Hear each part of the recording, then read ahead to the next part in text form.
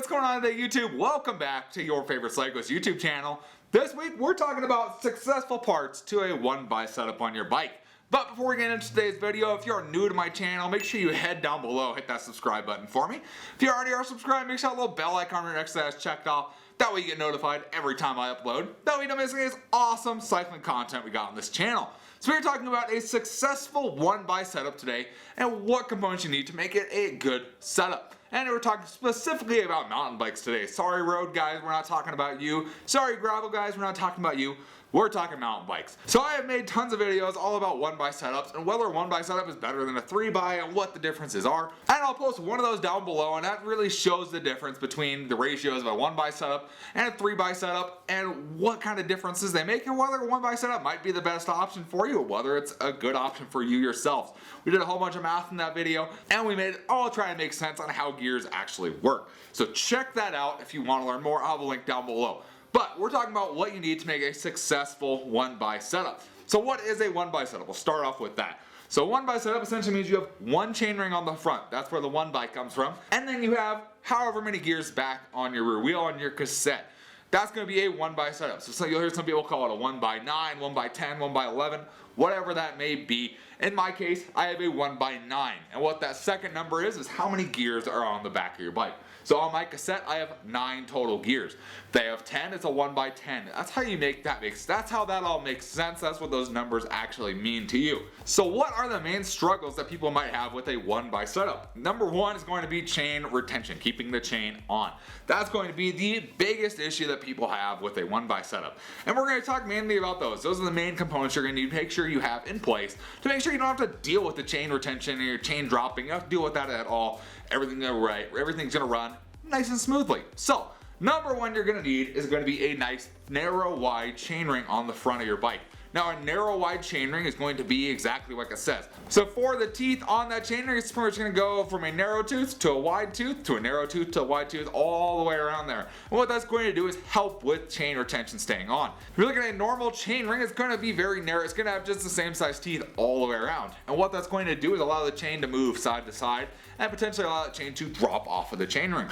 With that narrow wide, it keeps that narrow tooth there, but then also has the wide tooth that fills up pretty much the gap in between your chain and helps keep that chain in place on the chainring all the time. So you're going to make sure you get a narrow wide chainring. It's going to make a huge difference on your bike. And if there's the one thing that will help with chain retention, that's going to be it right there. Next up for chain retention, the other thing that's going to really help you with that chain retention, keeping that chain always on, is going to be your rear derailleur. Now, everybody comes with a rear derailleur. So what's going to be special about one that you would use with a 1x drivetrain? So 1x drivetrain, you're going to want to use one that has a clutch derailleur. So a clutch, what that does is help keep this derailleur from bouncing back. So as you can tell, if I push down that, it doesn't move very far and it doesn't allow that chain to slap very much, which helps keep that chain on the chainring, keep that tension nice and tight. Now, if I go ahead and turn the clutch off on my derailleur, you can see that once that clutch is off, it bounces around a lot more. And this is going to simulate a normal derailleur. It's going to bounce around a lot. You can see the chain slap down here, and you can see as it bounces around, as you're riding on the trail, it's possible it's going to come off of your chainring on the front.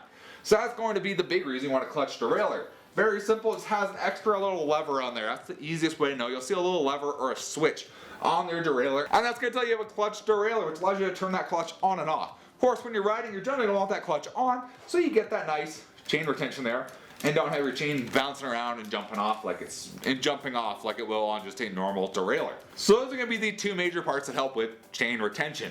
Now, the other big thing with a 1x setup is you still want the range of gears you'd get with a normal 3x setup. So with that being said, you're not going to get the range on here. Obviously, you have a very small chainring, generally like a 30 to a 34 tooth up here. You're going to have that. So that's going to be the same. You can't change that. That's going to be there. So what you want to do, you want to get a wide range cassette on your bike. So what a wide range cassette is going to mean is you have like an 11 tooth on the far small side of your cassette.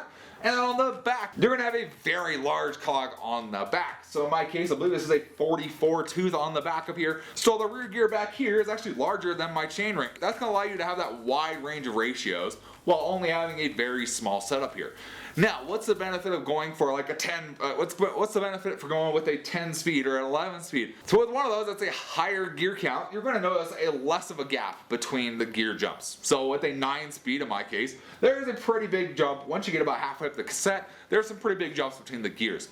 With like an 11 or a 10 speed, there's going to be some tighter gears between there, tighter ratios. Gonna allow you to change gears and not lose momentum or not have a huge change when you change that gear. So it can have some benefits to it. However, all you're really looking for is that wide range of gears on your cassette. If you have a wide range there, something from an 11 to 44 or even larger than that, you're gonna be looking good for riding a 1x setup on your bike. So those are some tips on how to get an effective 1x setup on your bike and what components are going to make that an effective 1x setup and get you riding happy on your mountain bike trails. Get you enjoying your ride, of course. So hopefully you learned something today. If not, I hope you at least found it entertaining. If you did, give it a big thumbs up. Appreciate the support. Any comments or questions, let me know down in the comments section below. Love chatting with you guys. Love answering any questions you guys have. And I will see you in the next video. Thanks for watching today.